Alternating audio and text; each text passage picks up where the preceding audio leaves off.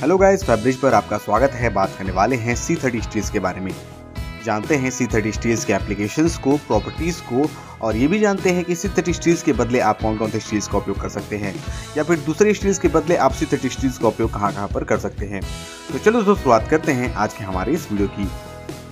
अगर गाइस आप हमारे चैनल पर नए हैं तो चैनल को लाइक, सब्सक्राइब और शेयर करना बिल्कुल भी ना भूलें। C30 steel medium tensile strength वाले एलॉय स्टील्स होते हैं। जैसे कि C30 स्टील राउंड बार जो होते हैं वो mostly black hot rolled conditions में या फिर नॉर्मलाइज्ड कंडीशंस में सप्लाई किए जाते हैं। C30 स्टील्स का ब्रिनल हार्डनेस नंबर जो होता है वो 170 से 210 तक होता है। साथ में इनका टेंसाइल स्ट्रेंथ जो होता है वो 570 से 700 मेगापास्कल होता है।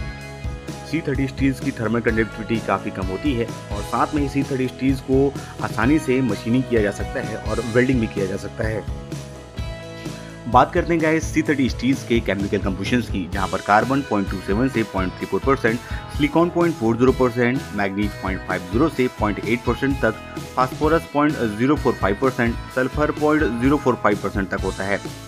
जैसा कि गाइस हम जानते हैं C30 स्टील्स जो होते हैं वो सिर्फ हॉट रोल्ड और नॉर्मलाइज्ड कंडीशंस में ही सप्लाई किए जाते हैं। कहीं कहीं पर कार्बन की रिच केमिस्ट्री की वजह से C30 स्टील्स के जो रॉड्स होते हैं उनमें सिग्निफिकेंट अमाउंट में मैग्नीज, फास्फोरस और सल्फर का भी कंटेमिनेशन होता है।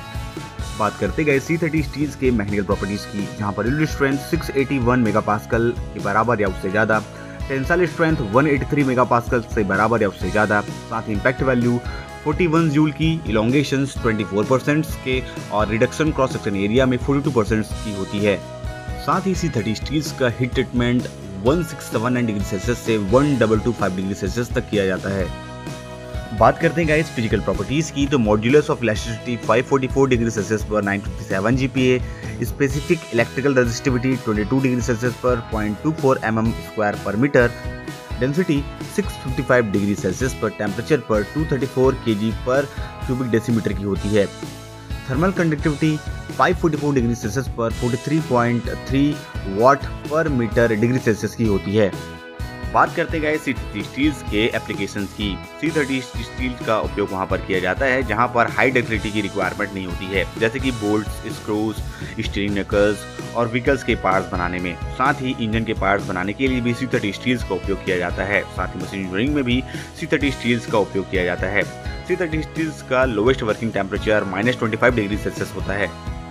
नेक्स्ट हम बात करते हैं गाइस C30 स्टील्स के इक्विवेलेंट ग्रेड ऑफ स्टील्स की, जहां पर यूरोपियन स्टैंडर्ड्स में 1.0528, यूएसए स्टैंडर्ड में SAE 1030, जर्मनी या फिर DIN स्टैंडर्ड में 1.0528 C30 CK30, जापानीज स्टैंडर्ड में S30C, फ्रेंच स्टैंडर्ड्स में AF50 C30 XC32, England standards में दैट मीन ब्रिटिश स्टैंडर्ड में 080 M30 EN5, इटली स्टैंडर्ड्स में C30, चाइनीज स्टैंडर्ड में 30। ये गाइस ऐसे स्टील्स जो कि वर्ल्ड वाइड C30 स्टील्स के इक्विवेलेंट होते हैं और इनका उपयोग आप C30 स्टील्स के बदले में या फिर C30 स्टील्स का उपयोग इन स्टील्स के बदले में कर सकते हैं। तो ये थी गाइस कुछ इन्फॉर्मेशन C30 स्टील्स के बारे में। और अधिक जानकारी के लिए गाइस हमारे चैनल से जुड़े रहें। चैनल को लाइक, सब्सक्राइब और शेयर करना बिल्कुल भी ना भूलें। Thank you for watching our videos, our channels Febreze.